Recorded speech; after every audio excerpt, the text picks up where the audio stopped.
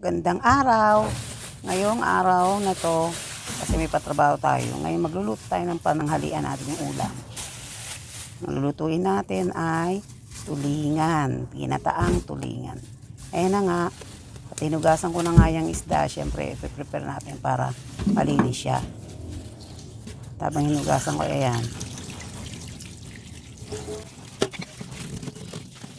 Lagay ko na nga yan sa salaan para matining din yung tubig.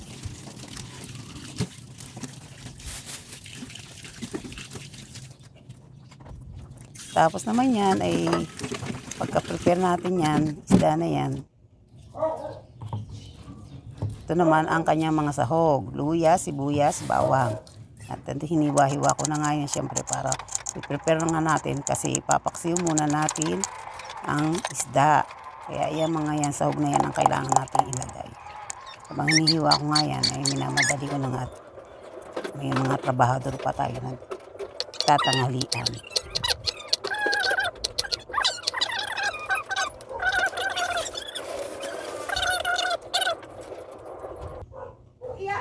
Ayan na, nakaprepare na. At ito naman, maganda naman tayo para sa pagpaksiw. Ipapaksiw, bali, lalagay na natin isa-isa yan. Lahat ng sahog, ilalagay na natin. Tapos ilalagay natin sibuyas. At ayan na nga, suka. Siyempre, prepare natin. Lagyan natin ng paminta, bechin, at siyempre, suka, asin. Yan. Tatakpan na natin. At ito naman ang ating gata. I-prepare mo yan. Habang inaantay natin kumukulo yung paksiw natin, ayan, habang pag mapaunti na yung ganyan sabaw, lagay na natin yung siling pansiga kasi yan ang talaga nalagay sa paksiw. Pakuluan na muna natin ng mga ilang minuto. At yan nga ang aking apo, habang nagpapakulo tayo ng ating ayan, bali wala na siyang sabaw, kaya lagay na natin yung kakanggatat at lagay na rin natin gulay. Ayan ang ano natin para lumambot. Ilalagay natin konting halo, lalagay natin bandang ilalim ng gulay. Patakbo na nga na, ay mali, ito pala, hindi pala kasya. Ito pala ang tama. Ayan.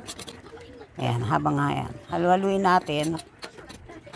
Sarap na siya. Konting hintay na lang at maluluto na yan. Ganyan. Ganyan lang ako maggata ng ano. Kaya kung may magko-comment,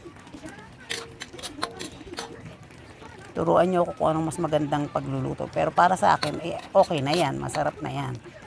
Ayan, luto na siya. Ganyan lang muna. Magandang araw.